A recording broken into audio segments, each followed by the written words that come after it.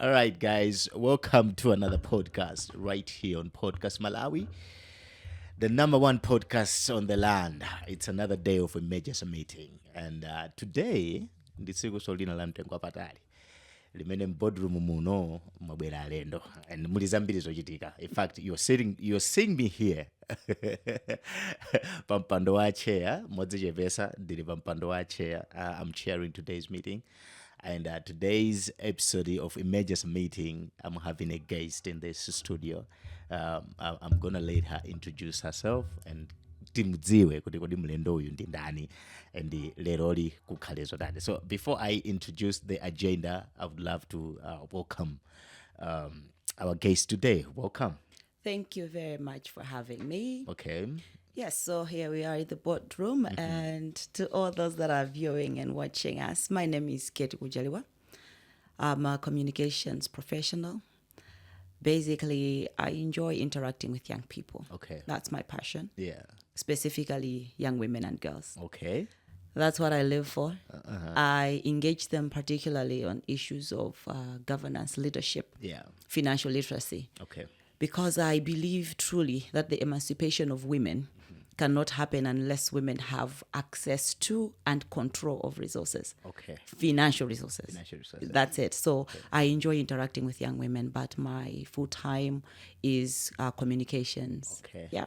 Zikuoneka kuti lero limutha kukhala phokoso muno because naturally ndi munthu wa phokoso, but professionally wewe ndi munthu wa phokoso because that's your bread and butter. Exactly. To be making noise. Make noise. Be heard. Be heard. When people leave, they should remember what you said, not what the other person said. Oh yeah. So I think people should expect a lot of noise today in this boardroom. Okay, so we're beginning with our chat ndi nkhani ya makra. Akuti amakra akupanga phase out ma scratch cards. Okay, so I'm gonna read this story kuti mwina we should have a background. Of course. Yeah, so it's an invitation to press briefing on the phasing out of physical airtime and data scratch cards usage in Malawi. So as you're aware, the Malawi Communications Regulator Authority has been conducting stakeholder consultations on the need to phase out the use of physical airtime and data scratch cards in Malawi. The phasing out is part of Malawi government initiative to spearhead digital financial inclusion in the country that aims at facilitating digital transactions and encouraging cashless society in the country. So that's the heading. Makra yakhale kupanga ma consultations kuti tichoke ku usage of scratch cards ngati ma units. They've been doing ma consultation meetings ndi anthu osiyana different stakeholders, and now they're calling for a press briefing where they will discuss and they will communicate to the public about this change. I don't know, what's your take as you're moving to this new platform whereby we'll no longer be using scratch cards? What's your take? It's something that we are ready to go to, or maybe munatangopanga puma?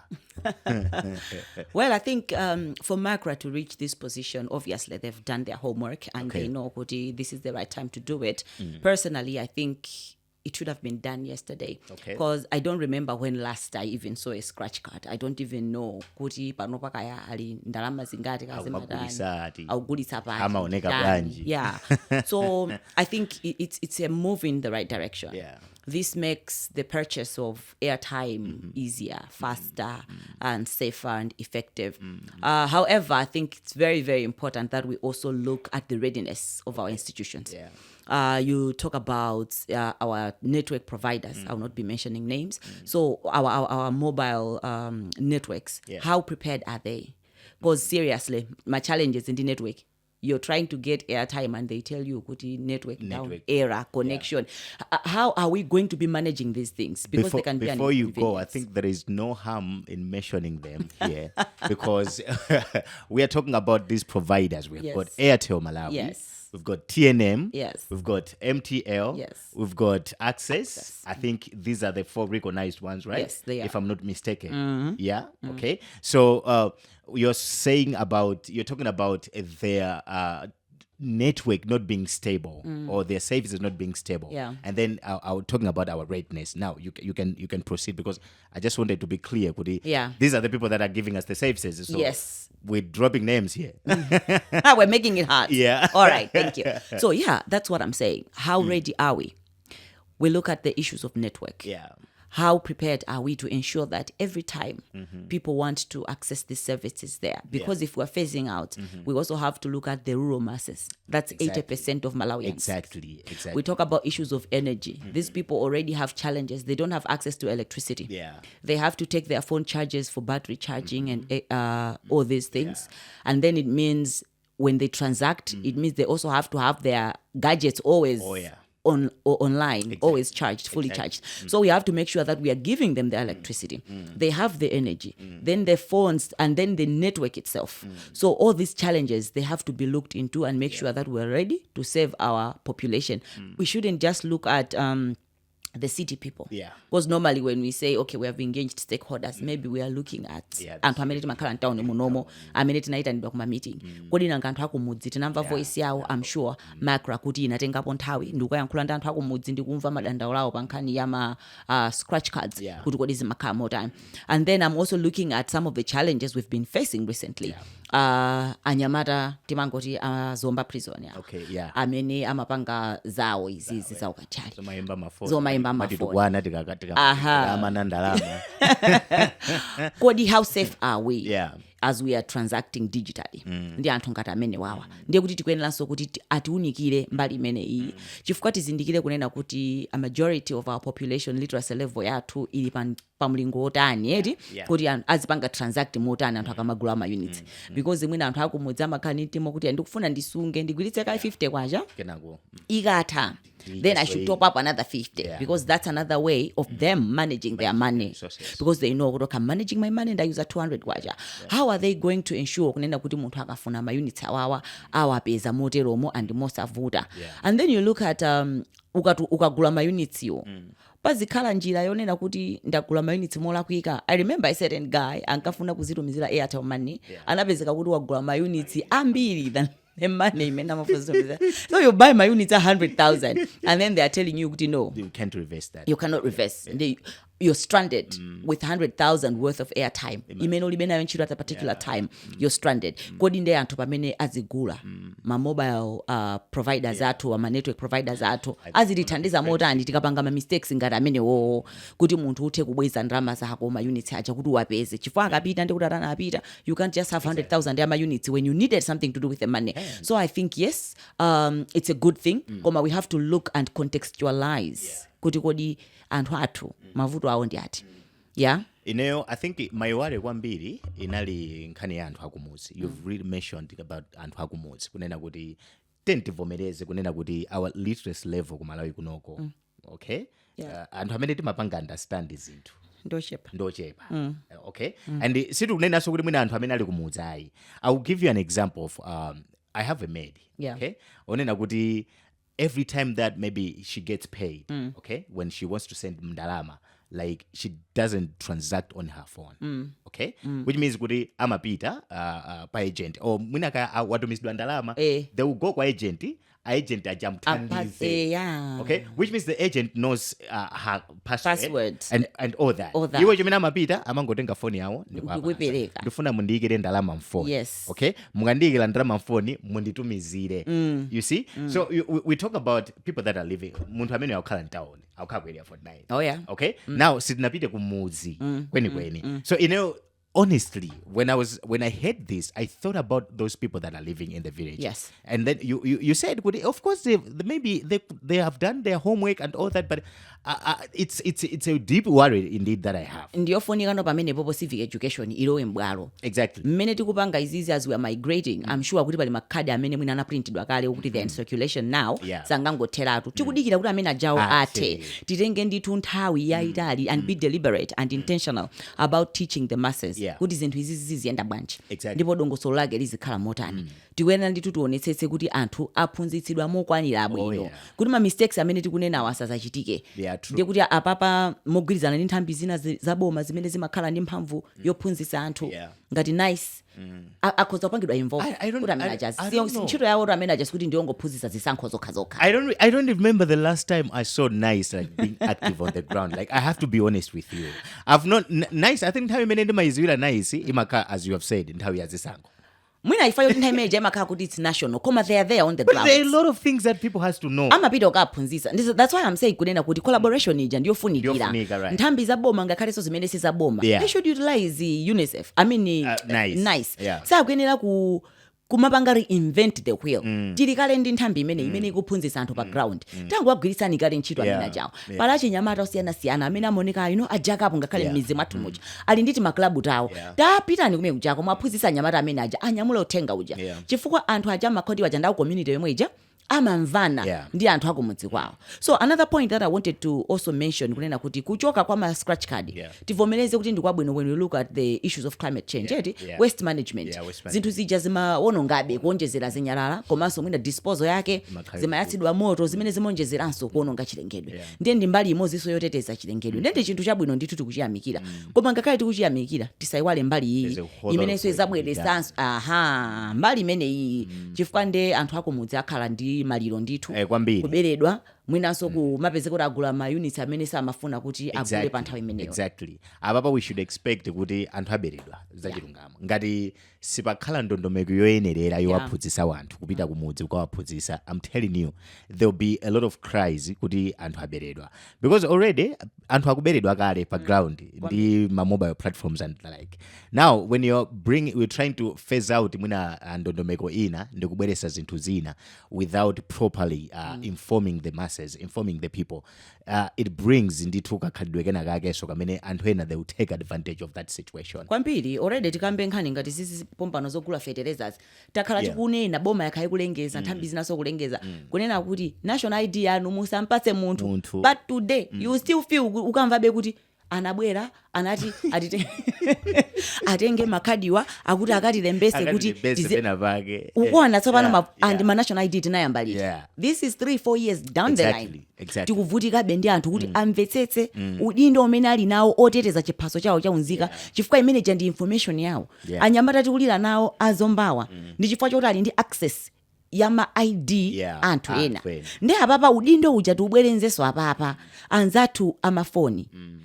Ineyo ndimanena kuti kodi ndi chifukwa chani munthu atenge ID yanga female iyeyo ndi nzibambo koma mwamulola bwanji kuti alembese osamfusa kumene kuja chifukwa kumene kuja oversight imenera kuyambira kumene kujako ndiye responsibility ibwere kwa anzathuwa ndiye mwina timaona ngati kuti mwina anzathu apolisi amakra ayambe kuyika ma penalties on ma mobile organizations chifukwa pakadali panopa there are no implications direct on them on these things. Anthu akaberedwa imangokhala iweyo beredwawe zako zatha ati abasi zapita ndalama zimenezo simayenera kupereka komano ndichifukwa chani iniyo agent wanu analola kulembesa sim card ya Maria chakuti kwa nzibambo osafusa kumene kuja ndikuona ngati pali kulekerera kwina kwake ndiye kuti kulekerera komweko kukhozanso kulowerera kupangitsa kuti tikafikano ukukuku kogula ma units azitha kupitanso ku manambala ena amene mwina munthu samayembekezera kutamo. True. I think also when you think about it kuti phasing out the scratch cards it means taking away a whole cost ndithu ya production ya cards. Okay?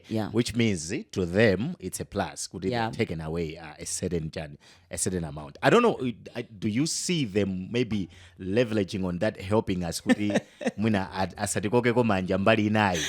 I think issue bede yoyo bwida ti asila akula makra as an authority kuti mwina apita akathe kukambirana nawo chimene tingapemphe njonena kuti mwina ndidanga loti tikambirane nawo anzathu anthu kunena kuti itachotsa cost imene mapanga print makadi makhala ndi distribution taichotsa tsopano zinthu zakhala electronic komano sindikuziwa ngati zingatheke chifukwa already umapezeka kuti ineyo ndimanena kuti kodi tikamapanga transact umapezeka kuti 100,000 akudula 3,000 kodi malemera Because I don't understand. Kuti akuchaja pakeji. You get it? I'm like, kuti ndalama imalemera. Kuti paka mutichaje chindalama. Yeah, of course I have to accept kuti sindimazimvesesa. Mwina I'm yet to learn. Yeah, of Komano, why should, because it's more like a deterrent. Kukuuza kuti don't transact electronically. Mukutuuza we should move digital. But the higher I transact, the more I'm paying. The more I'm paying. Yeah. Instead of saying the higher I transact, the lesser the cost. Exactly. But kunoko, it's the opposite. Nikutumiza 10,000, mwandichaja 100 kwacha. Nikutumiza 100,000. Even itu kwandeka, ndikuzichotsera ndrama yanga from mobile money, ndikupitisa ku banki. Mukundidula 3,000 kwacha. And then so bank yanga ikundidula 1,430 kwacha for every transaction. Are you really trying to make us go digital? Are you really saying you want us to go to a cashless economy? That is the question. If you look at these things by the end of the day, now if I transact 5 times, how much money am I losing? That's like 10,000. That's like 10,000 kwaja, and that's no pocket change. Ndi mmene ndalama zikuendera. Nimeona ngati adindo tinaenda kuti tiyangane kuti tingathandize bwanja Malawi kuti they should really go cashless. Ndichifukwa chake we prefer kuti ndalama zija ukazipeza ungopita pa agent ungopanga withdraw pakamozi uzitulutsa weka cash. Ndiye pakamwa tikulankhula kunena kuti tikufuna people to go cashless. Koma zimene tikuchita zikuonesa kuti we don't want people to go cashless. Because why should you, it's more like punishing me. You're punishing me for going digital. Why are you becoming digital? I'm saying. So this is what you pay for. This is what you pay. Tikukwapula. Tikukwapula iwewe. You get? So I think maybe tiyentuunikire dizimenezi. Amalawi tathandizi. Ndikukhulupirira kuti anthu akamagula ma units kapena kugulira na ma units because nthawi zina nanga si anthu akumudziti magulira scratch card ndikuwatumizira kakadi kacho lowetsani nambala iyo panopa ndoti kamagulira. I hope sipabwera mafizi ochuluka. Kwa anthu akumudzi kapenanso kwa anthu ndi zina zimene zikuyenera kuti ziunikidwe. Truth be told, tatiye tipangeni revise ngati pali mwayi umenewo macro as an authority tithandizeni tipange review and revise ma charges. These charges are too high. They are too high. You transact 100,000 3,000 kwacha and ukamakapita so kwa agent ujaso ikadulaso and banking. You know where now it also irks me is I'll transact and uza kuti error ndrama yanga ija ibwerera ikamabwerera ndrama yanga fee yanga ija sibabwerera nawo fee yanga ija simabwerera nawo. So I've made 4 wrong transactions. Mwandidula 570 if it was in another bank lero mwandidula 1,400 for koma mngama ikamabwerera muja mwangondibwezera ndrama yanga ija the transaction simunarani sinabwerere. And then you look at that by the end of the day, how much money are we making? So I think these are some of the things we can look at to ensure that Malawi are cashless. But otherwise, it's very restrictive. Okay, we love the idea, but we believe there's so much to do. There is this whole lot of work that Macra, these companies, has to do to make sure there should be an effectiveness to this new thing that we are going into. Because we're looking at not just Makukala really saved Macra organizations, but also the customers, the people that you are serving. Yes. They should get a value for money, their money. Maso, tentuunikire ku zinthu zina zimene takhala tikukamba panopa unena kuti ngati tikupanga izi tentuonesese kuti mbali inayi, so we are serious, we mean what we are saying here. Tisamalankhule izi mbali iyi koma zimene tikuchita mbali inayi zosiyana, right? So we believe kuti Macra ngati pamene mukupanga zimenezi muonesesa kuti makona onsewa ofunikawa mwaunikira bwinobwino. Okay, so we are moving on. I think takhala we are moving on. Tiri kunkhani yangati imene iyi nkhani yachiwiri pa agenda pathu ndi nkhani yokhuza TNM and the Super League of Malawi. So TNM has responded. I want you to know kunena kuti boardroom muna tinalalata mawiki atatu afolo apitawo tinalalata zokhuza TNM. TNM ifeyo mutitenga ngati kachibwezi kacha konena kuti you just date us kuti fatu palibe wina alesa amene angatitenge. You know that kind of thing, whereby wina akamakhanga akuthandiza mwakumvera chisoni as if there's nothing that they are getting from the relationship. Okay, so my understanding has been kuti TNM was feeling that kind of a way kuti palibe mwina angakutengeni ino ya Super League of Malawi if we leave you know muzithokoza kuti muli ndi sponsor. So we tinalalata like tinalalata, and people have talked about this. Malawi analalata kwambiri and all that. Now they've responded with a bang. We don't know, for me I was like, okay, but you could have done better than that. But then they responded. I don't know, what was your your response. Yeah. What's your response when you hear this sponsorship, about 500 million sponsorship to TNM Super League per season? What's your response to that? Well, I think thank you Titelo tiyambe ndicho kuti ayiziko Tingothokozabe. kuti mwaja jasatafuna. Yeah, exactly. So thank you so much TNM for listening and revising kunena kuti you can consider kubwera ndiwapatsa Malawi 500 million kwacha. Komano if you look at ngakhala amati koma amaononga zonse. Makamwa yamikira kale. Ngononga zonse. We can do better for our sports, for football. Because kunena zona anyamata ajamatika pamapo kwambiri, and for a long time takhala tikumanena kuti anyamata palibe chimene akuchita, anyamata wa they are useless. Timayankhula zichewa zopweteka nanga sitimakhala kuti tikufuna matimu athu azichita bwino aziwina. Komano by the end of the day tikakhala timazionera maprogramu ma TV ena akupita omakasaka ma player. After 5 years, you look at that player and kuzati player huyu mwarankasewera mpira. Mwanena kuti anali a hero. That should tell you the status of our football. Malawi kunoko. Kunena kuti it's pathetic. Ndizomvesa chisoni. Those people put their life on the line. Ndi game yonena kuti utakutuluka mmene mujamo career yako itatheratu utavulala koti sungaende sungazapange sikina chili chonse. It's complete. Every time they go in background banja. If you're makati wachemerera, but those guys are putting their life on the line. Now I think it's time as a nation, as Malawi, we need to compensate them better. Timakala tikuchemerera pano mazipusaka madandaula salary ndiyo chepa. The whole country goes behind them. Anthu ogwira ntchito mboma kunsewu aliyesa amakhala akupita kwasa poye zona ali moyo wakwera kodi nanga ma player we neglect that sector. Timakhala kuti tikwaiwala. I think TNM mwachita bwino koma ngati muli kuthekera kuonjezera tachita ponikera ngati because I think in it the minimum that I gave them was because I was saying kuti kumalawi kunoko tili ndi ma company. We've got companies that are making money from this nation. A lot of companies. Amene akupanga ndalama zankhaninkhani, you know, zina zoti akumaoneka ngati maswana nazo zochita. Okay, and we were saying kuti alipo, there are able companies that can come out there and say kuti we want to sponsor this league. We want to say kuti okay, we are giving 1 billion Malawi kwacha per season for the TNM Super League. I remember the current farm president amene asankhidwa Boban wa Fleetwood Haya in his manifesto anazanena kuti iwo wakufuna kukhala depot where a lot of sponsors should come in. We should have a big pot because mwina sponsor mmodzi ngati sangakwanitse chinthu anthu abwere osiyana mphika ukuti ukule.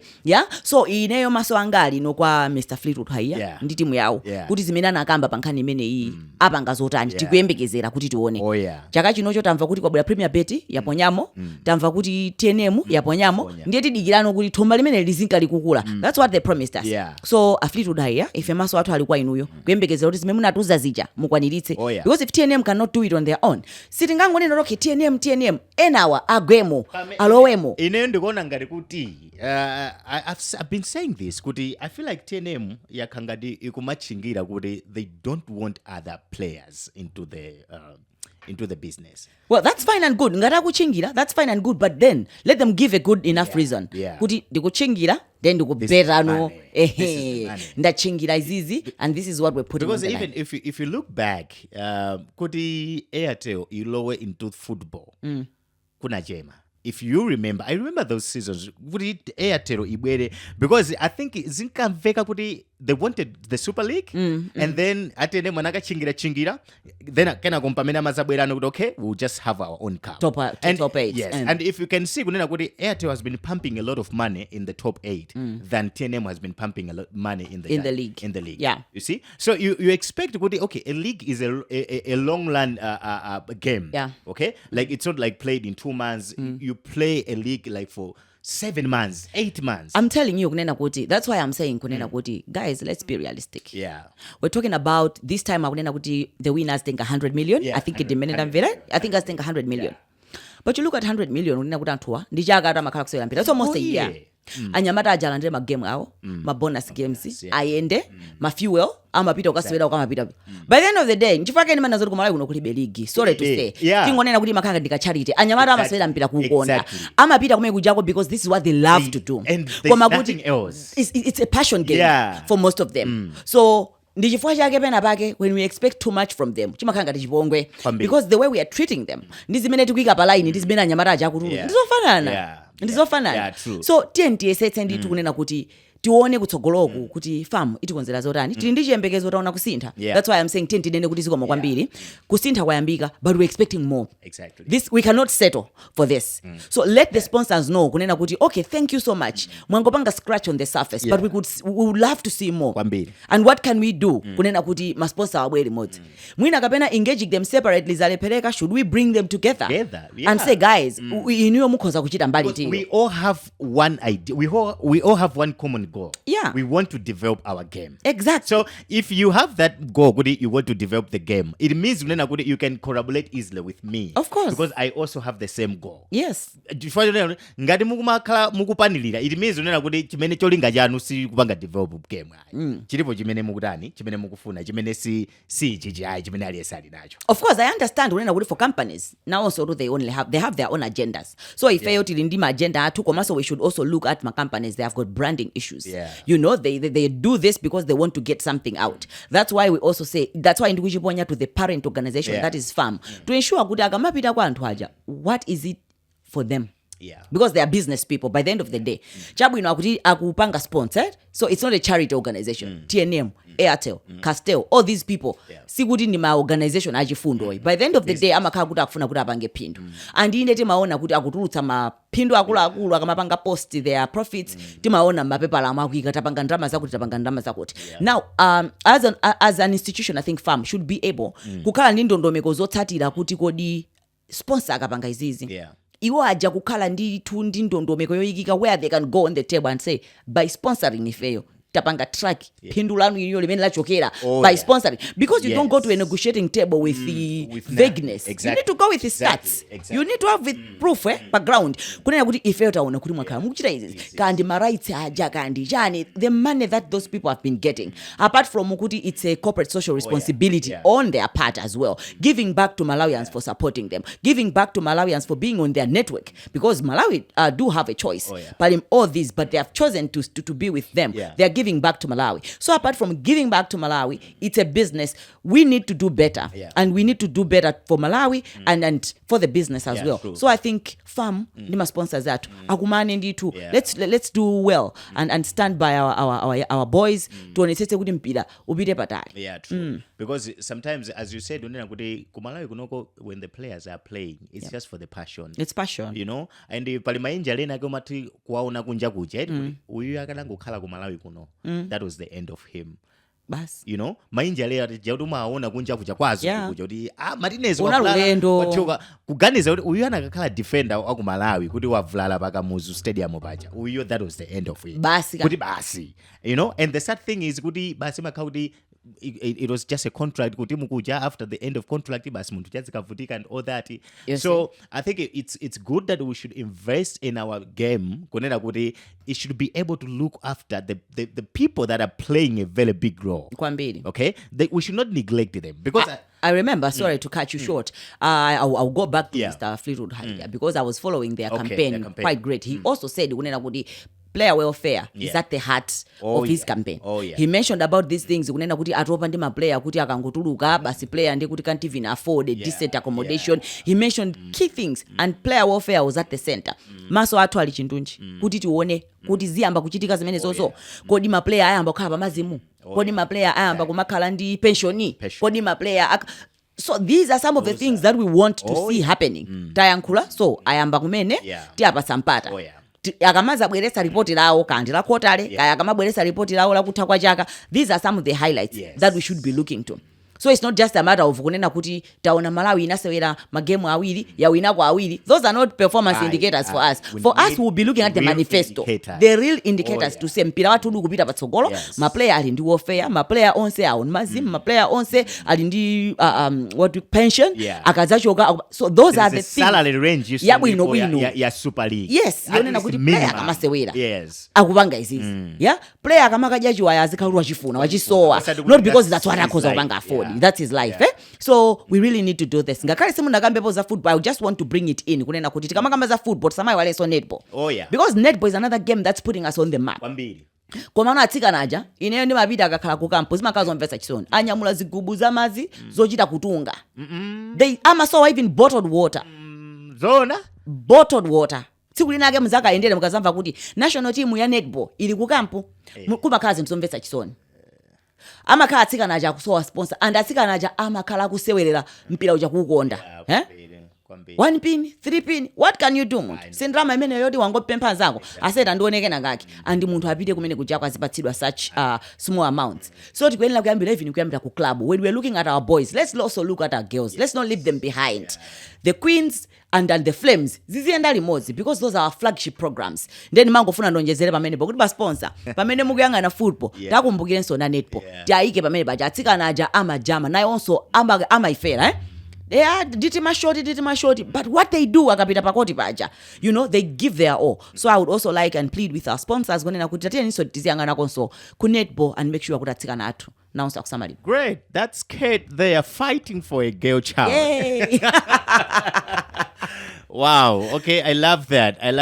I think it's really good kuti focus yathu because even munomo ndazakamba nthawi inaiko kuti look at what we have done with netball. Yeah. Netball ndimene yatika pamapo, but what are we doing to improve the game? Are we investing into the game?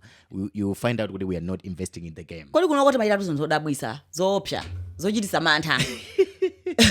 What I don't get is team akajete panopa atsikana aja zoti kukubwera netball championship no one is talking about it. Tsiku lokuti ayi ndi game mawa ndem mabwera sopano amene atatere nimpasa 100,000. What can someone do in 2 hours? Where were you all these 3 months instead of pumping into their preparation? We're not pumping into their preparation. Koma tsiku la game ndeko mabwera ni mabeti. Mukuchita kuziwa kuti sawina. Because you know, you're putting your money, you know kuti sawina. I mean atapange ni pasa plot. That's really a bet. That is really a bet and it's an insult. Ndichipongwe because throughout ndayo say muntu mmatani kumkonzekeresa kuti zinthu zimene zija athe kuzipeza yekha.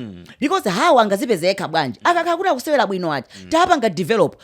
Other big teams will sponsor them. They will look at them and see potential. Ndikuwatenga kungasewera kunja. Ndikuti muntu uja mwampasa kutekera kuti athe kuzithandiza yekha. But mukamane kuti kupasa 100,000 ndizijati manena kuti kumpasa muntu chakudya and not giving them a fishing line.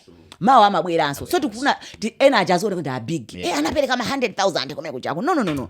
Sikwakonda nyamata sikwakonda atsikana. Ngati tikwakondadi, let's put real money in their development. Let's put real money in their warfare so that ngati ma athletes azikandi kutekera kokazipanga sell on the global platform. Yeah, true. All right, I love that. I really love that because we're looking at our game being developed. We're looking at football. We're looking at netball. Kuti tisamakale kuti we are getting there by chance.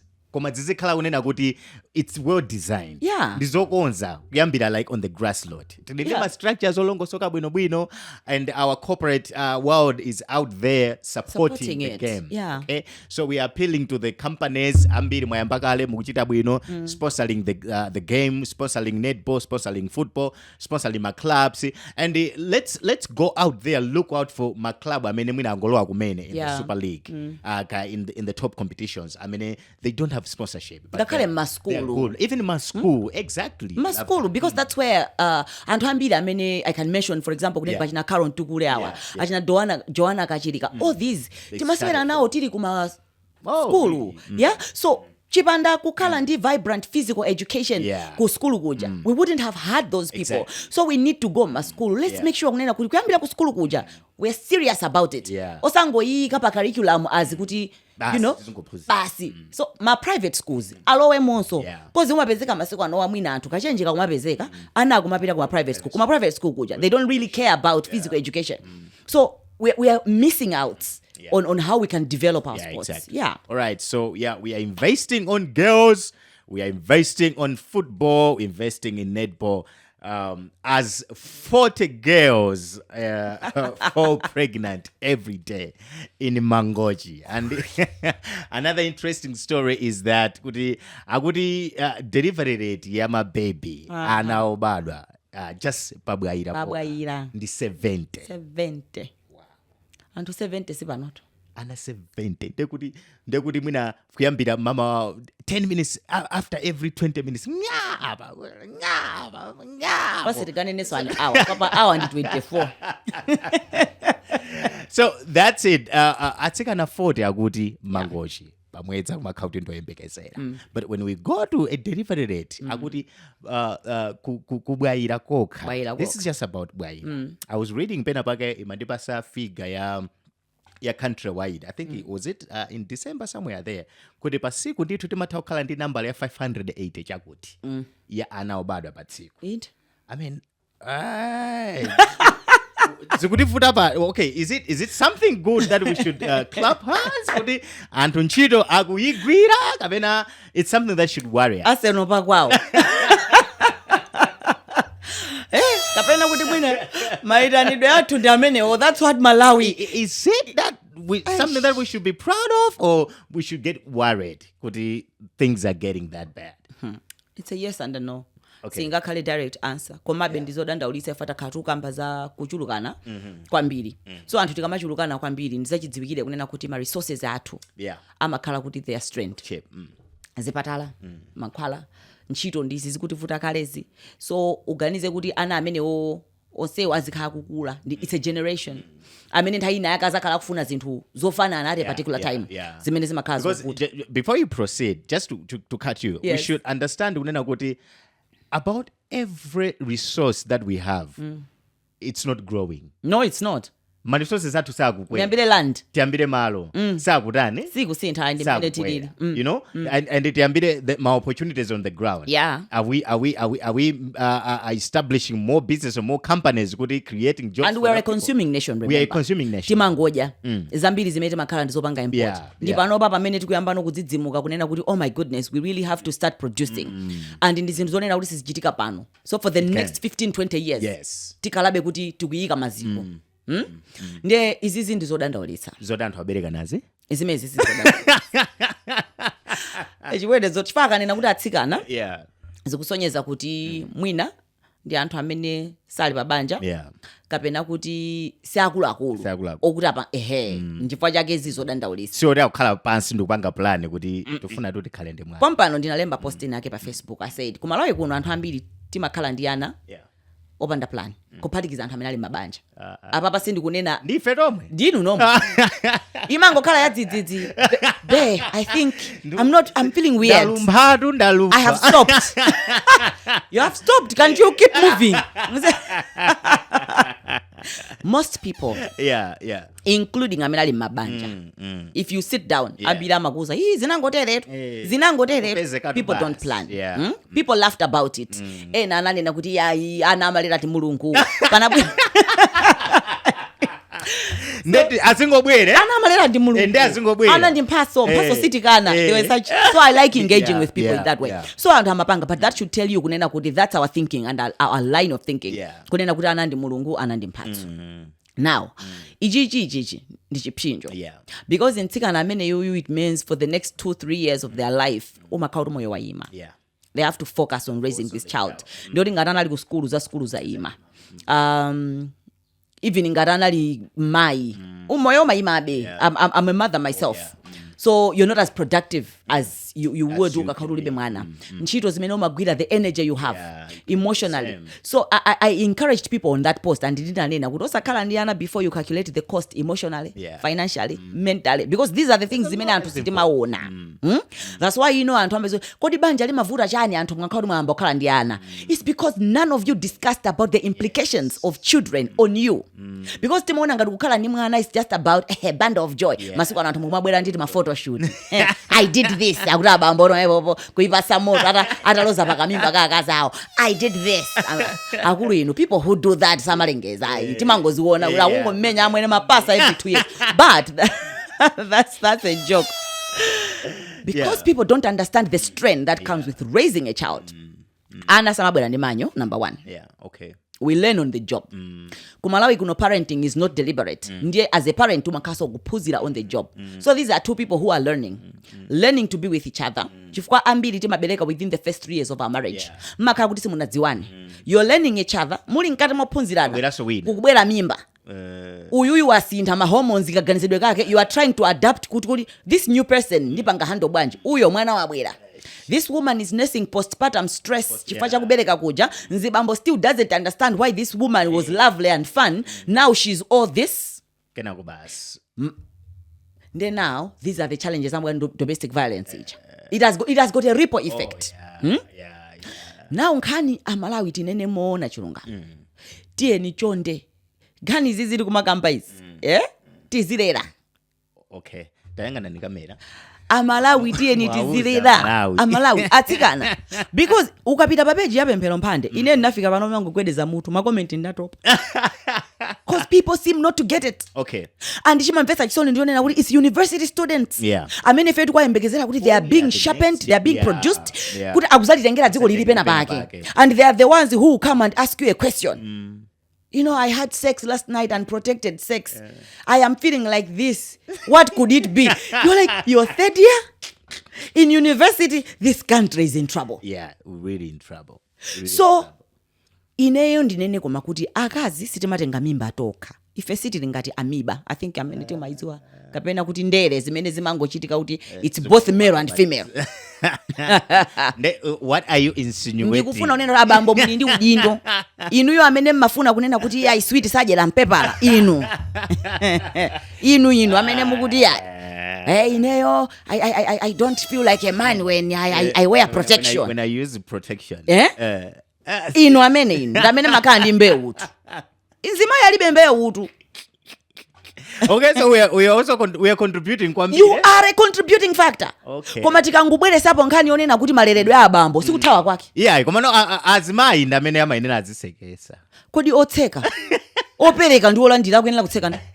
Olandirayi. A woman gets pregnant. Okay, let me tell you this. A woman gets pregnant once every 9 months. A man can impregnate 9 women in a day. Tiseke ndani? Tiseka wa mabureki yakhale ndani kulandira zili zonsewa. A man can decide today and impregnate 9 women. Yeah. But a woman ukangotenga mimba kamozi, you have to wait 9 months. What am I saying? Azibambo tate ntitenge udindo. Tikudandaula nkhani ya ma street kids. Yeah. It's coming into from this. Oh yeah. Ma street kids ambiri abambo ali nawo. Ni mabwananso, ni majibidi mayo ngati nuyo oneka bwino makhala mu studio ngati muno. Koma mfana uchasa kuziwa. You know why? Kwati kunoko nkhani za DNA sitimasengera serious. Okay. Tikapita kuchipatala ife azimayi amakutifuna nkabuku katukaja. Mimba iyi yachingati, yachitatu. Muna inayamba yachokapo ya imozi inachoka. Akulemba mmene muja. They never ask. Dzina la bambo ya mwana ndi ndani? Okay. Panopa ndi national ID ine ndikufuna za umoyo. Muzifusa bambo ya mwana ndi ndani? Hai James Kamoto. Tipase ni national ID number yawo. Tiasake? Akhale pamepachi. Mukamata wa child support. Mukamata wa child support. We should be able to track you. Chifukwa mukapita mmafield muma masuka kwambiri azibambo nanga you can see kumangochi. It's a reflection. It could not be kuti it's just a momo. You know power dynamics at play. Kumeko jako umphawi mwina ndi waukulu. Azibambo akapita kumafield umeko jako alandira ka 30 pa mamote asunge kumakhala kumeko jako kwa abiti kukacheza kumeko jako masukiratu. Namva kuti kumangochi amabereka azibambo akaone kuti style yoberekedwa ichi imatani. Kasambe. The result, it's affecting the whole national budget. Chifukwa ana 40 amene ajawo, atsikana 40 amene ajawo. We're talking about a generation of 40 women. Amene mwina mwayo pita ku school sazakhala nawonso. Amene no akaona kuti sizikuyenda apita mwina ku prostitution ndungopereka chisanso. Tikatero ndo tayika miyoyo yambiri nso pachani pachiopsezo. As a country we really need to be serious about our strategies. Tipanga chani. And we really have to be serious. Ndi chati madaba strategy yakuti kudedzaso. Amadandaula kuti kumeko kuchindoko nde chatani? Chavuto sati masewera. 2024 munthu azipezeka kuti akudiba bomb.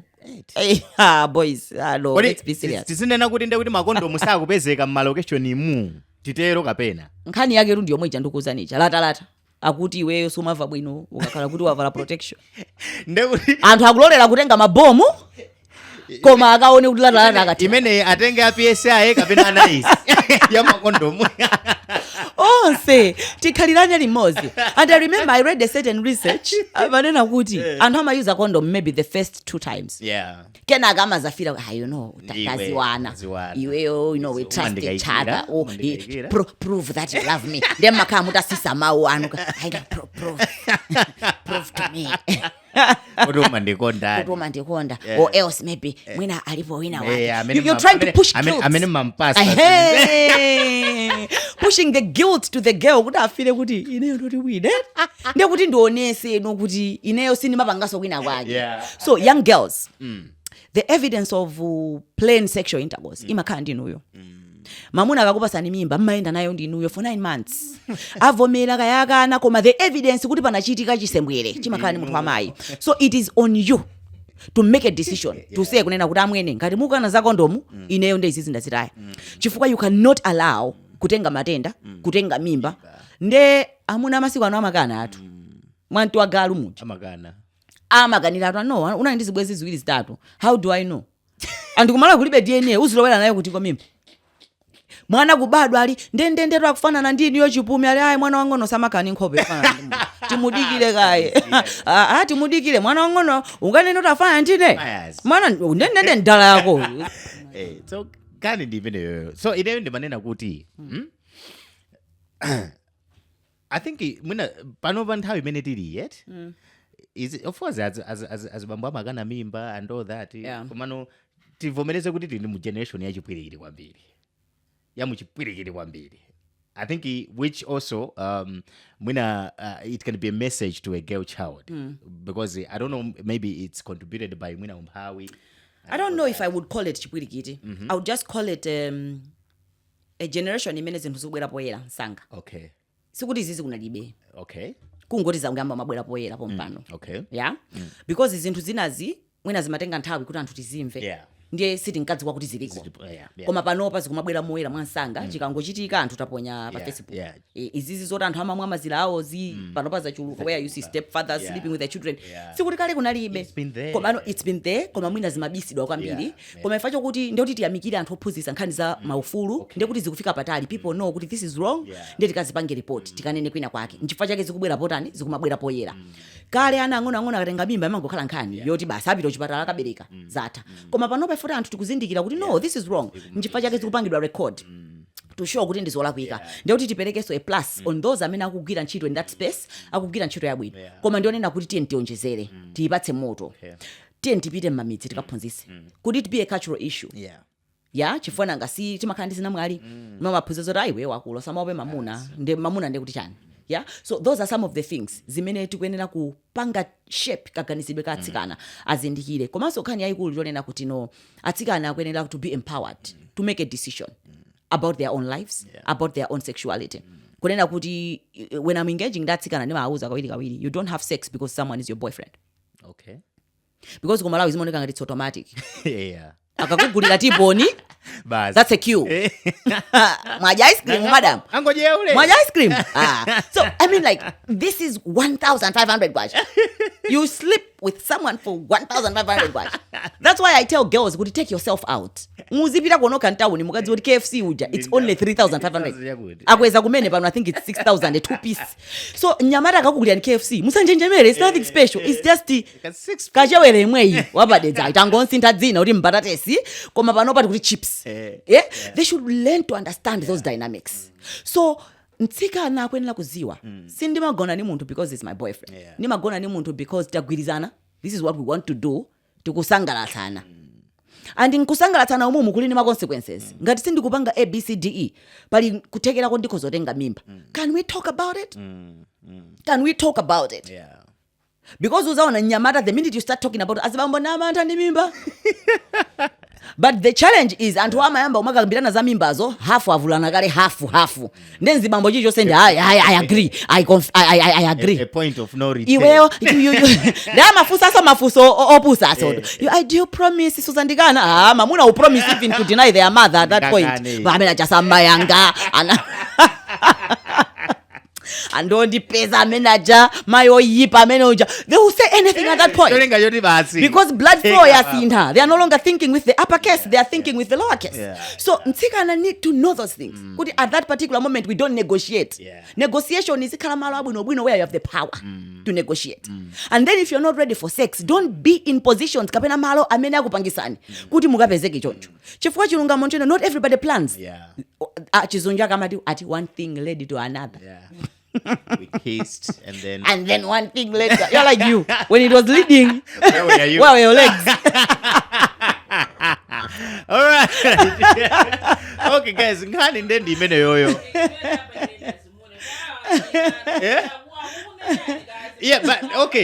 but okay ndabakira azimuna ine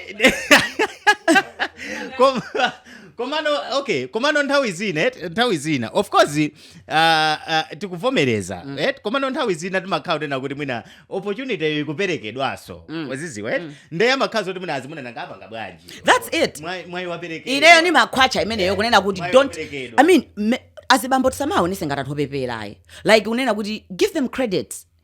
Like it's like not a man cannot run away from an undressed woman. No, a man can walk away. They have that capacity.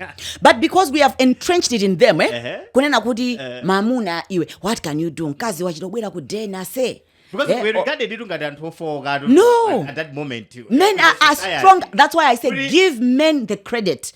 That's why a man akafuna kupita kutoilet sabazikozera pampobwa he knows good I need to hold myself ndipite kutoilet. The same capacity a man can do it and say ineyo awapa sendibanga because otherwise ndekuti bwezitu azibamama tisilira ambiri ntawuni manje sama ngoti mbwandi apo mbwandi they know kuti they have the capacity to hold themselves. Chifukwa nena kuti ndikakupa samita leroli muna unabwera umaonesa ma signs onena kuti wabwera ready maringari yako janchani inde aliponso ya maishosha adi kumene ready okay so ndikusiya wapita chimozimozi ndekuti mene ndakusiyamo ndekuti you are in your spaces ndekuti talking about me amene ujeni mankaikira atungati ali wabwino nde inu mukuopa kukaikiridwako you would rather get you'd rather have mimba you'd rather get chindoko because you know what's on the line. You have to look at the bigger picture. What's on the line? Because mkazi amene akukupanga imene could it be a trap ukuyenera kumaganiza because ineyo ndi manena kunena kuti mkazi mamuna amene azagone naye umaziwa first day imene wakumana naye kuti akula awawa it's just a matter of time. The cards are with us. So ineyo mukamati fusira muja ngati takulolani timakhala dziwa kale uyu ndinamulola kale let me just play along. He should feel like he's the one akundifusira. But initially in the animal kingdom it is the female that chooses a mate. Okay. In every animal kingdom it is the female that chooses a mate. So all these things, the tactics that happen, that's why ndunena kuti mkazi atawera kunyumba ndicho linga chota ankuluja ndikamusewera ina yake you don't even know munasa alikane ne mimba. That's why basi gaya nakusiti masankha amene ali stable timasankha amene ali stable amene akoneka ngati atha ukasa amene ndikuthekera. So women are about preservation. Yeah, I see. Okay. That's so interesting there. I mean, I think okay, so I want us to move on into something. Yes. This is about how we present ourselves as kaya mina ndachi nyamata kaya people in certain positions in leadership roles. I want to talk about how we present ourselves, like what are the key effective communication areas. Okay. I mean because tufuna tinene kuti nthawi zina mwina timaponyana ndi opportunities. Or mwina timapereka mpata kwa ena kuti atilankhulire chifukwa chonena kuti we are not presenting ourselves well or we don't have like confidence in ourselves and all that. Mwina ngotenga maganizo anthu ena kuti basi maganizo anthu ena ndo amenewo. But what can you say? This is something that you do. You're something that you are someone amene umalankhula. Okay. So I want you to share with us kuti because iziso zothandiza mwina ntsikana khala ndi udindo okana. Yes. Okay. True. Because ukaziziwa iweyo you are able to say something like to present yourself.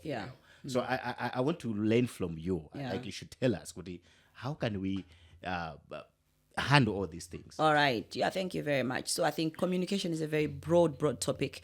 But now I think I'll just direct presentation as you have said it. So you have to define who you are. Ukazipanga define who you are, you have to understand your strengths and your weaknesses. And then ukaziziwa your weaknesses, you have to work around your weaknesses. Either to make them irrelevant or to combat them. Okay? So, pamakala anthu ena amene amakhala, for example, munthu amene ali ndi chibwibwi. Amapanga starter kama yankula. Other people would look at it as a weakness. That person, if they are deliberate about themselves, they will find a way to work around that weakness, to make it irrelevant or to come around it. So there are ways how munthu amene ndi chibwibwi when they are presenting themselves, how they can present themselves in public. They should not aim to speak. Ambili, they go for speaking faster.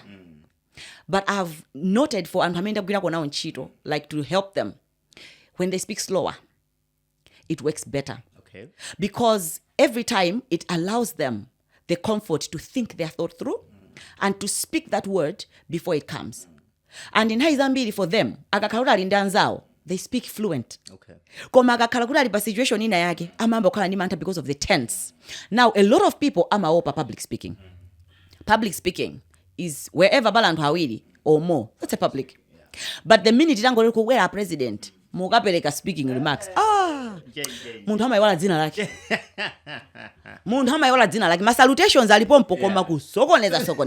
Why? They are too much in their head. Yeah. Now, people should be deliberate. And I always say, practice. Okay. Prepare. Zinthu izizi zilibe ushasha. Every time you're given something. Zilibe kuruma zipanga. Okay. Ukoza kubala liga at any given point if you're not prepared. Now, when I'm talking about preparation, it's not today. Aketu ukaya next week. Yeah. That kind of preparation. Yeah. No, it's now. Okay. It's now. Okay. Where you engage yourself. How do I present myself? Anyamada ambili ndimamva akumayankhula. Ineyo, why should I? Ndizichena chifayani. Okay. Munamona Bill Gates. Munamona menama valira Zuckerberg. And andala masani mbana nimpasha. My friend, they've already made their name. For the rest of us, we must be presentable. We have to be presentable. You cannot be comparing yourself. Or else you'll be a nobody. I'm a good meeting. Yeah. Just by the way you look. So you cannot be comparing yourself to how many they have set their brand already. So every person is a brand. Now you present yourself as that brand. So that every time they realize because just a money director company, akozobwera in a meeting at a vala short. Yeah. Company yao. But iweyo ngati officer wa company ministry ungapangeze benefit. You must dress the part. Iweyo you really have to be on points. In any manner every time I'm going into a meeting and kupita malo ena ake, I dress kunena kuti that's the day I'm meeting someone who's going to give me my next opportunity. Okay. That's how I present myself. I'm meeting someone who will give me my next opportunity and I must look the part. So that ndikamamuuza zimene ndikufuna zo my inspiration, they must match. Yeah. Sometimes they have not taken us seriously because of how we present ourselves. Okay. So if we are in a space yonena kuti imafunika masuti, amwene pinjani. Musapreketse. If you are in a space yonena kuti mavala ma t-shirt chachani, that's your space, that's fine. Koma usatengereza ukoko ndukazibweresa uko. Number 2, vocabulary. Be on point. Understand your audience. Zimene ndimayankhula panopa the language I was talking here. Simungaka ndipeze ndikuyayankhula on different platforms. Kumene koko ndizika use my language abwino. Let's talk about sexual reproductive health and rights. Let's talk about empowering the girl child. I'll present myself that way because of level. So understand your audience, your vocabulary, presentation. Now, tikamayankhula palantu ambiri akamanena makonda we call those fillers. There's room for fillers, and then there's a room it becomes annoying. Yeah. When it's too much, it shows kuti muntu alima gaps in information, gaps in confidence. Zimene muntu umayenera kuti uzipange cover. Preparation ndikunena ija. Achinyamata ambiri masiku ano amakonda. It's like, I'm like, that's a filler. Yeah. There's a gap in vocabulary. This person is trying to recover. And they are using like, you know what I mean? No, we don't know what you mean. Tell us. We don't know what you mean. You'll find someone presenting kwantu hakula and they're like, you know what I'm saying? We don't know. Because they feel like they are Jay-Z. Yeah. No.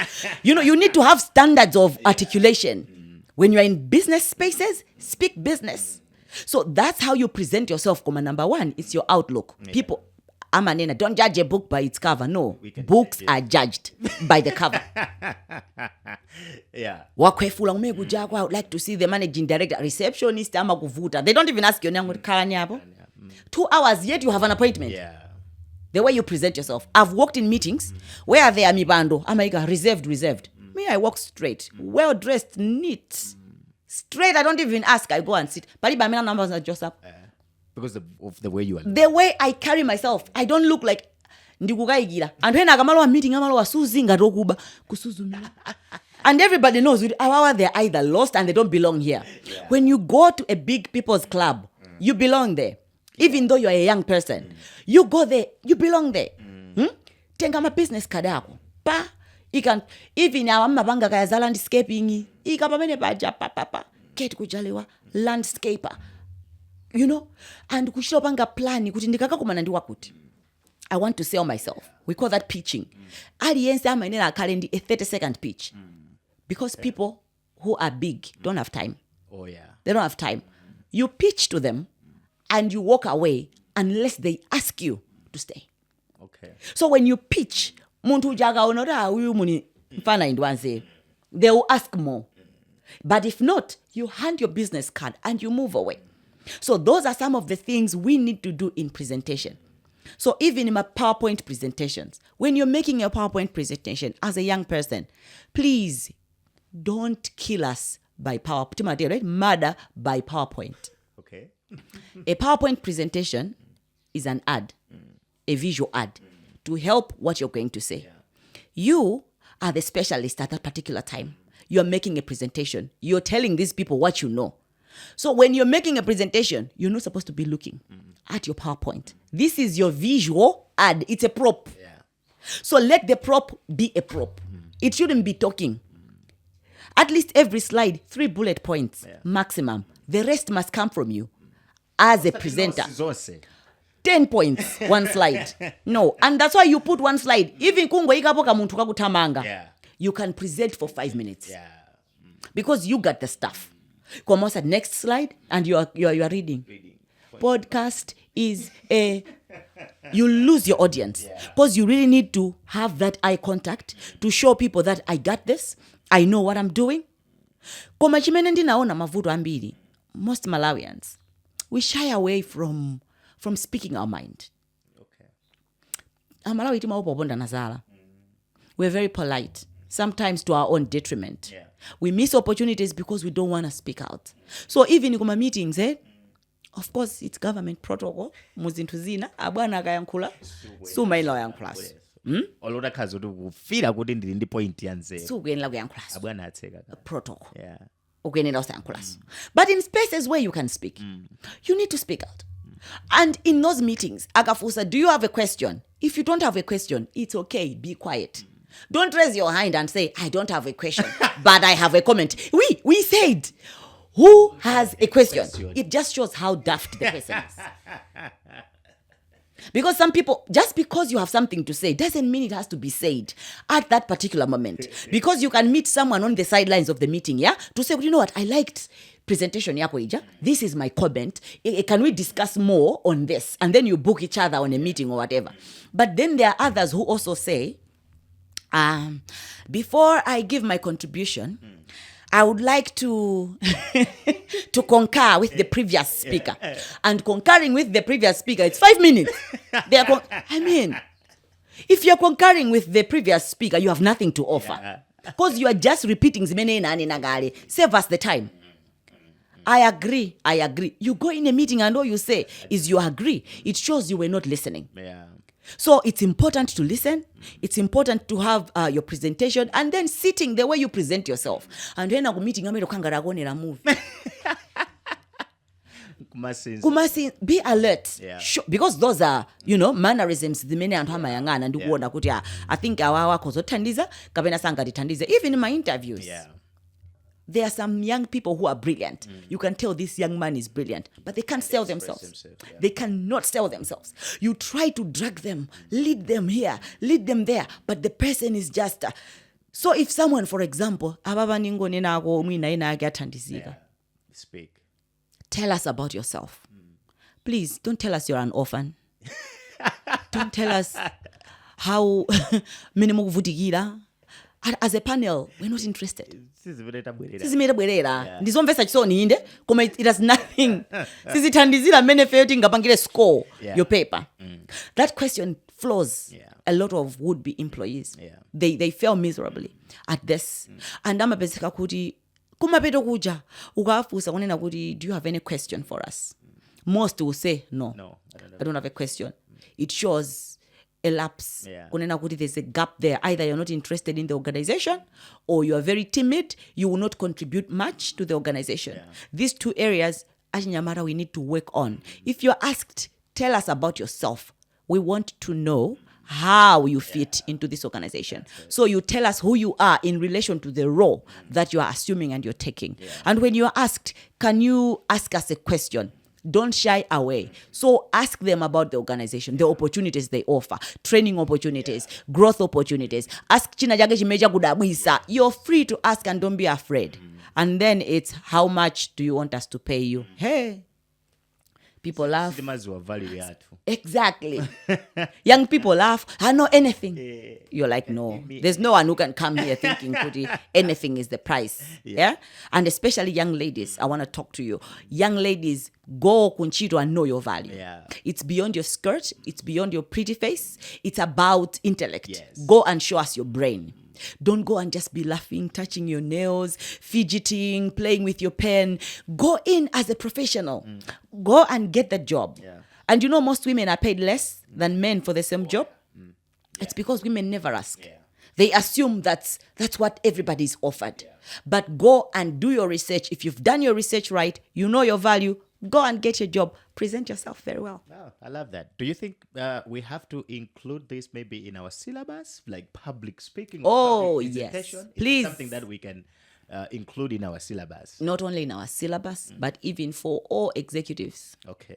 For all people, we call them technical people, but then I think let me call them tech. Tech people make very bad presenters. Sorry. Shots fired. I'm sorry. But tech people are very intelligent. You can see the intelligence, but for them to dilute their content in science, in tech, biology, wherever they are, so that a layperson like me can understand. You hear after every 5 words, I'll only know 1 word. The rest is scientific, microbial, whatever, and you're like Googling, what is, by that, no, Peter, you're not getting. So I think it's very important that they understand presentation skills and then how they can communicate, because communication is not just giving a message, but getting the positive response. And message. So the person can hear, but they could not understand. And if they don't respond the way you wanted, then communication has not taken place. So we have to ensure tizibanga dilute content yatu, make my presentations statistics stats, and you're like people like me who are scared of mathematics. You lose us. You lose us. I have that phobia. My head starts spinning when I see when I see numbers and figures, my head starts spinning. So you really have to understand. There are some people like me, but we still need to understand those things in science and tech. You really need to, learn these things. And as to magrasa communication, these people, they should include it as part of their module, so that they also, because they are critical. But no, we're talking about STEM, science, tech, engineering, math. As it aguruza math ujamu language yoguti fe tikoza urani tikoza kumva. True. Oh, I love that, because I feel like mwina nthawi zambiri ngati Malawi kapena mwina ngati my individuals, we've lost my opportunities zambiri because we were not able to express ourselves. We were not able to sell the idea that we have. So it's very important to learn about public speaking, even relationships, even relationships. Until now, maganirwa fajwa kuambwele. So so presentation is good understand kuchino kapena professional even mchibwezi, the way you present yourself mchibwezi amazoto awambwelera. You see a guy, you really like the guy. Achena tu akangosegula pakamwe, like I wish you hadn't. We just let this thing roll. So kudina atu kumene mudapita kudina kudabwa mbwelera tsoka. So it's very important to learn and to know how you present yourself. We want to talk about the last thing before we go. Agenda part 2. Nkhani ya parenting. Okay, effective parenting. It's a broad topic. Of course. But I just want to get your understanding. There is a lot of things that is happening. I'm a new parent. Congratulations. My kid will be turning 2 in next month. Wow. I've never been a parent, and with the way that I've been raised, growing up, okay, the responsibility of becoming a father or a parent, it's something that God needs to help me. you know, because sometimes when we are to be good parents or good at something because of the experience. Yeah. I think our experience also sometimes contribute a lot Yeah. to who we have become. Okay, so I want to understand from you, parenting yamasiku anowa ya .com generation. Okumayona bwanji in the angles of maufulu, in the angles of technology. Oh my God. Yeah. Okay, I want to hear from you how you're seeing parenting in this new age of technology. All right. Wow. Where to start? I'm a parent. Yeah. To a 16-year-old, Okay. a 15-year-old, Okay. and a 7-year-old. 16, 15, 15, 7. 7. Okay. All right. 2 girls and a boy. Okay. It's not easy. Like you're saying, kunena kuti no one prepares us for parenting. Yeah. Ndi chinthu chonena kuti tikuchiyamba kumene like mwina enafe tachitenga on a personal level to engage young couples and say, guys, let's talk about parenting. That's why I was talking about planning, yeah? Because don't say tadutsa mene momo zonena kuti okay, you get married, you just feel like the first KPI in the marriage is the pregnancy. Yeah? But you really didn't plan. What I say? Tiyambe kukhala ndi ana litiro. Yeah. And then anatu tizalele motani. Masiku it's just about names. Tisamchule dzina lake udani. You know, we need something fancy. Those are the sabamwamba. But the actual issues ndizovuta. You are right. Maufulu analipo kuyambira kale kale. Okay. Only that panopa ndi pamene tikuyamba kuwadziwa ndi kuwagwiritsa ntchito because every human being amabadwa ndi maufulu. Suti amailo pasidwa ayi. By being a person, they have rights. Yeah? A right to life, a right to a name, a right akakhala mwana. Ndikuona ngati pano zaonjeza kwambiri. Nangasizaonjeza because people can demand it. They can come and demand it. Okay. So as a parent in this age, maufulu or not, you have a right to be a parent in your child's life. Yeah. Ndikumaona kuti chifukwa choti mwina tukumakamba kwambiri za open communication, tizimasukirana ndi ana tumaka kunkhani zogonana ndi michitidwe ya mwina makhwala zungu za bongo, people are relegating the parent role. Ndikufuna kukhala nzawo wa mwana wawo. Okay. Repeat that. Ineyo ndikunena kuti makolo tikusiya udindo okhala kholo ndikukafuna ukakhala nzake wa mwana wathu. Ineyo ndimaona kuti kukhala friendly ndizosiyana ndi kukhala friends. Ndimamasuka ndatsika nanga koma amadziwa kuti sine nzawo. Ineyo ndi kholo. So pali zinthu zina zimene amachita posafunsa akuyenera kuchita 14 ndi kholo. Ndi pali malire amene tikuyenera kukhala nawo. Ineyo mwana wanga sangandiuze ine kuti tipange twin ndi ineyo. I twinning wina bum shot. Mwina I'm still old fashioned. Ndilibe vuto ndamene amapanga. Ndi mmene iwo also amalelera nawo. Ndi mmene akuonera ndi nyengo mmene kuyendera. Koma ndikukamba ngati kwa ineyo. Sindi my style I believe kunena kuti pazikhala limit imene ndikumpatsa mwana ujo timacheza koma azidziwa kunena kuti uyuyu ndi kholo. I am the parent in this relationship. And udindo wanga ndonena kuti ndipereke information yoyenerera komanso ndipereke guidance to a certain level. Idzakwana nthawi adzakhala nzanga. Koma not now. Osati panopa. Panopa I still need to provide some discipline. So for me ine ana anga zoti anthu amapita ma sleepover sazidziwa. Okay. That generation yomwe. Ndikukhulupirira kuti mwina amakhumudwa nazo, mwina amaziona koma ndimazo kuti tsiku ina lake muzazindikira. So I'll give you an example of my haircut. I wear this haircut. I've had it I think for the past 12 years. Oh, okay. Yeah. So one of my daughters said, "Ineso ndifuna ndikamere mbali. Ndifuna ndige maseda whatever." So I said, "Why?" "No, basi zimangonisangalaza whatever." I said, "No. You need to have a reason bigger than that." Tibwelera ku presentation. So I told her, "Do you know the cost or the price that comes with a haircut like this?" Because anthu amatinena amayometa mbala monika ngati mahule.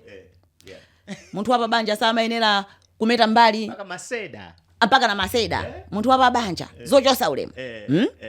Ndimatumikira ku church kwathu anthu ena amaphinjika. Munthu amene yuyu ometa mbali chifukwa chani mamusiya aziyimba church muno. Aziyankhula kusogolo. Ndi influence yotani amene yuyu kwana. Mukuphunzitsa chani. You understand? But these are the things I have the muscle, the stamina to handle. That's low level nonsense. I don't even mind. I call it low level nonsense. So for my child, I told her, "Is that one and how where you'll be free to do any haircut that you want." So mwana wanga anapita form 1 mpaka na form 4. amamera mpala mbutete umene mmaudziwa kalekale tingati mpala mbutete zimamuwawa because during puberty and adolescence kanthawi ka 12 kumafika apa amakhala kufuna vibe ina yake.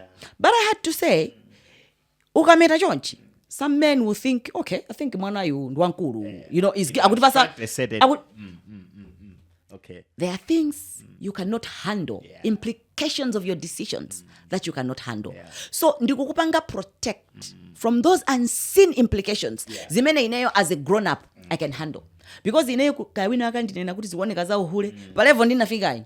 It's small things. But when wina wakagaza kuyankhula iweyo, it will crush your self-esteem. It will break you to a level you never thought. Zingakupange break. Yeah, true. And I didn't think about it that way. So sinangofika ponena kuti ayi sungamete chonchi.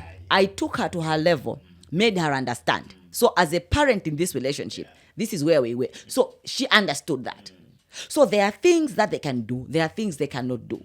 So she got her phone, I think, when she was 14, turning 15. Okay. First phone in the house. Not the other one is 13. Like I said, was pestering me. I said, no. But that phone, nimauza kuti ndi property ya nyumba pana. Anytime. I demand it. I must account. I must see what she's doing. Okay. She's still a child. So when we talk about cyber protection, protecting our children from cyber threats and whatever, protecting them from cyber bullying, I have to know. Because nthawi zina tikumati mwana wadzipa mai yake anankalipira, you are thinking wadzipa because of zimene mai yake anankalipira. But this is something greater and deeper kumene chikuchokera. But parents are not aware. True. Kumene zikuchokera. So I have to know the triggers. Yeah. I'm not saying she's perfect. She might be doing stuff with zimene nesindikuziwa. But as long as it is within my power, I will have to do those things. You have to know who are you talking to. So she's a child. Lamulo lunena kuti sungavote.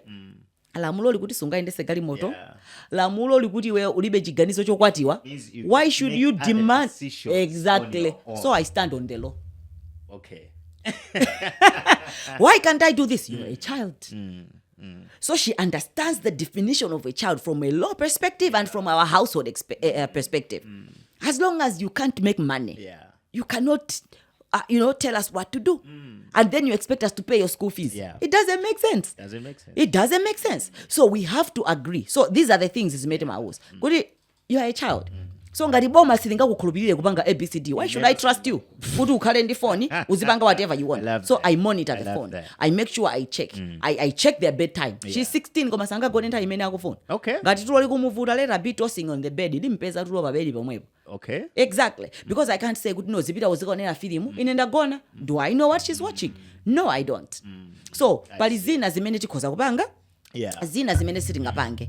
And maybe like you have said, there's no one size fits all parenting style. Koma we can at least try within the confinements of maufulu, right? So sindinga nkwapule because I know kuti maufulu andilondolato. Kukwapula no basi zatano. Nankasema lamulo amatero kuti corporal punishment. They call it corporal punishment. Kukwapula? Zilango zina zili zonse zimene they are degrading and inhumane in nature. Lamulo le matero. Ndingati zijama kukwapula na pena anthu amakumbisa anthu nkhuti.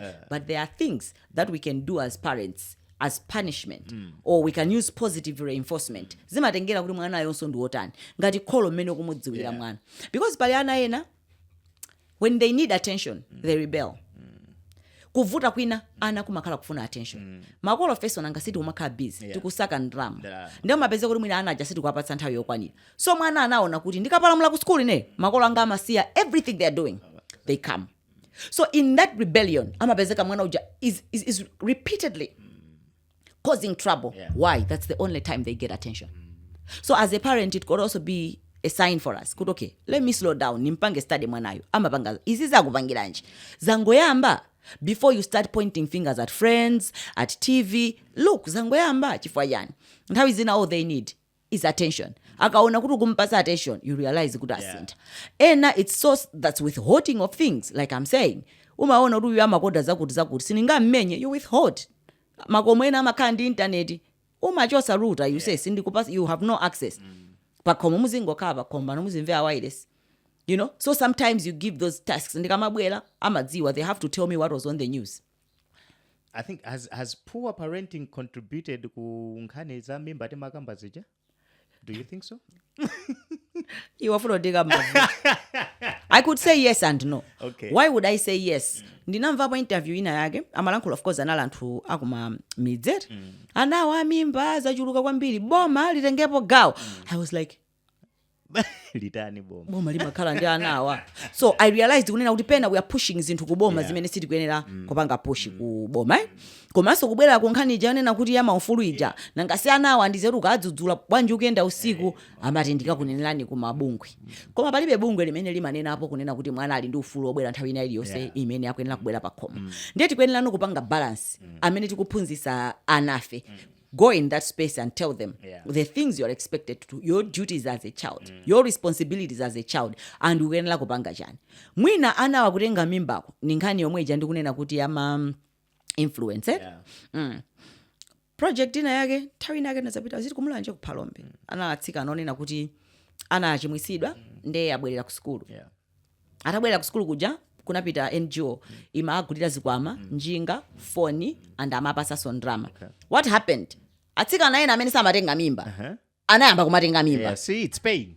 It is rewarding. It is rewarding. Yeah.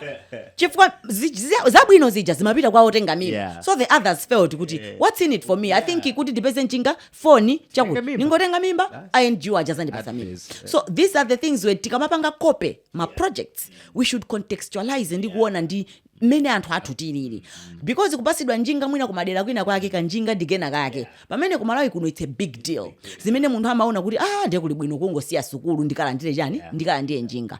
The same flip ataona kuti project ije kupita kwambiri kwa anyamata ukamacheza ndi anyamata amene kuti ndeti zapasa mimba kumenetu simukupanga focus kwa asikana ndaso ku school. And one of the girls actually said ine ndatenga mimba adizoona nangasini makanika kukana mene namba kumasamba mukundipasa sopo ndi makongola nde amuna amachulu sana aya panopa ndafika level. So you see the implications of a project mwina imene sitina yambe tayang'anira bwino kuti ibwera ndi ma implications otani. Ndiye collectively tikwenera kuunikira kunena kuti parenting tizilankhulana komanso tikwenera kuzidikira kunena kuti sethu zina sizingasinthe lero. The intergenerational gap imene ilipo ngati ineyo I'm turning 41 this year. So ma 80 or more my athu amatuzo amaya konda pongozi. She's like your in-law. When you have issues, go to your aunt. Either your mother's sister or your father's sister. Nda amene umamasuka nawo. Ndiye panopa akutuza kuti makolo muzimasukirana ndikuchokera ku mbado umene uwu. So you have to understand me kuti nonkhani even is this menstruation. Siazimayambiri ama masuka. I get invited all the time. Azima, I come talk to my daughter. I understand them. I don't ridicule them. I understand them because we did not go through that and we don't have the skills. So we are even saying, Azibambo, jump in. Talk to your girls about menstruation. Muze agulira mabadi. Zibambo ku Malawi simu kumumvesa. You understand, eh? So even the implications where ntsika nakatansi nkusa kumasugira naso ndi bambo yake. And the people are saying, no, Azibambo, muzima sugirana ndi ananu. Azibambo amaopa. You know why? Akayamba kumasugirana akunyenga ndi mwana wawo. Because of the culture kumeti kuchokera. Azibambo aja, they distance themselves. The girl child is thinking, nah, I used to be daddy's girl. Now he doesn't, he doesn't hug me anymore. He doesn't. So this is a tag.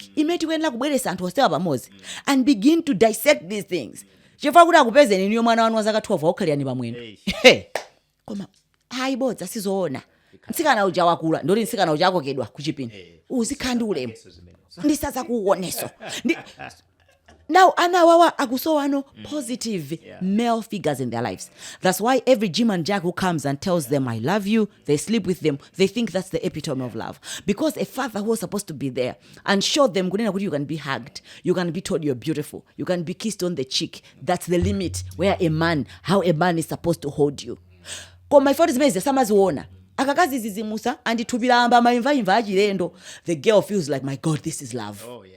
I think let me just this man finish whatever he has started here.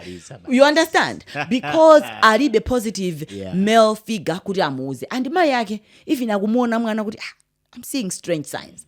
Kuti amuyankhule akukanika because mayi uja alibe skill ukadaulo kuti nkhani zizi ndiziyamba bwanji nanga mwana wanga akandimasukira nkuluzo kuti nagonadi ndi wakuti zithera makofi. You understand? And the woman doesn't even know how to handle kuti akandimasukira azima ya maopa chimene chijacho ndikalanga ndikuchipanga kondoni. Do I be like, okay, next time please go use a condom? Am I not telling my daughter to go ahead and do it? If I tell her tiye kuchipatala ukatenge maleredwe, am I not telling her to indulge in sexual intercourse? So you can understand the pressure that parents are in. So it's not really just poor parenting. Koma ndikuona kuti the gap that is there between the generations. Chifukwa ya tuma nkayo mupito chinamwali akakulangizani kuchalichi kapena anti yako akuyankhula. And nkhani yake makhala yopyezana amuna amaluma.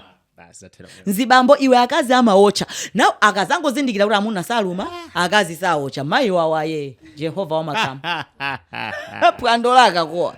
So we really need to change the information that we're sharing. And I also want to say, even makolo izizomati asewele.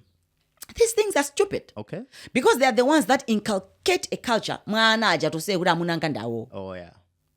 Mpasa mwana uja that freedom kumasukirana. Inu azima inu mmacheza and you begin kumaitanana asewele just because uli mwana wa muna ine ndi ndanaga. So these are some of the things we should eliminate from our culture. Mkazi wa madala uyu aulena agogo azaka 70 bwera zakhale pamwendo tazigogoti jati mambo magwirana mawere. Amuona mwana uja puberty wamba ubera mawere pita kwa madala huko pita. You understand? So even the time kumamiziku amapeza kantsika kakangona amozera antenga mwana oyamba salera make amatikidwe zikhalidwe. Mwana oyamba salera make akakhale kwa gogo wake azikatungirako chani madzi kumeko chakuliti nkhalamba. So izi zindikunena kuti kumapeza kuti azigogo akugwirirana sizinayambe lerolo koma pano bazikutumphuka because culture had its way of hiding it. Mwana uja ukhala kwa gogo amatungira madzi agogo akazaja amakhala kudziwa ndithu kuti iwo mwina because of kukula pali zinthu zina zimene sizimachitika. But then they were putting the girl child in a line of fire to protect and preserve and kumaticha culture. So we have to open our eyes and begin to talk about these things and realize kunena kuti we cannot be silent anymore. Actually this generation has gone way ahead of us. I'll go back to social media. Ukamawerenga nkhani paji na pemphero phande paji. The pornography that young people are exposed to. So, for us to actually tell them kuti mafana, that's not true sex. Izozo ni mafilimu. Zaboza. Ndi mafilimu akuphani. Mupwetekana. So pali ena uva akumwa yayi akuti kuli man enlarger. Ajina Viagra danzao. Azimayi akuti yayi akufunika kuti akhale a bit tight. Ajina teke. You see now. All these strange dramatic things as many people are bringing in. Yeah. And in our culture, sex sells. Yeah. I think it's everywhere. Koma kwatu kunondeza onjeza. Kwatu kunokondeza onjeza. But we just need to be serious with our kids and tell them, also that guys, easy ntabosa. You don't really understand this and sit down and this is how it's done. And you need to understand this, the implications, and then upanga chakuti. Komano for makolo. We'll do better. Yeah. We are trying to do better. Komano, we have to be understood. Nobody prepared us. Nobody trained us to have these conversations. And I feel the profession we're in as communications person, to other communications, to put the social behavior change, to current language, but not all parents are exposed to Zintunga disease. And it also doesn't mean just because Tininduka Daulobene and Ato are perfect and they'll be perfect. They are still individuals. They will still do their own things. But we're saying, give them the narrative. Let them have the information. They should know. These are the implications following A, B, C, D, E. Yeah. Wow. Ndinanena magai kuti lero lindiri ndi Kate. So izizi ndizimene Kate amata. Like this is bread and butter for her. We talked. We talked too much. That's not my bread and butter. But otherwise, we've dissected a lot of things. Oh yeah. Yeah. And today's emergency meeting, ndionena kuti it should be pinned up there. And because mapita ndo mapanga rifa zambiri zosiyana zimene zithandize miyoyo yathu. Titokoze guys that you were there. Keep on watching Podcast Malawi. Yeah. Lero linali ndi Kate. Thanks, Kate, for coming. Thank you for having me. It was really, really wonderful to have you in the studio today. It was an we're honor. hoping kuti you ukhala guest umabwera kunoko Time permits. nkhani zambirimbiri. It was just sad kuti mina sindingakambe nkhani zina zija. Zimene ndinakuponyera kuti tikambirane. Yes. Anyway, I hope kuti tsiku lina tidzakhala ndi mpata okambira naso nkhani. Yeah, sure. But otherwise, guys, thank you so much for always watching Emergency Meeting and other podcasts that are here on Podcast Malawi. Please like, subscribe, follow us wherever you can follow us. Podcast Malawi, Facebook, YouTube, kaya ku Twitter, kaya ku TikTok. Kina kuli kose kuti but we are here to give you the best and the best only. Yeah. Until we meet next time, it's been Cardinal Henry here and Kate Kujaliwa. Thank you so much and goodbye, guys. Bye-bye.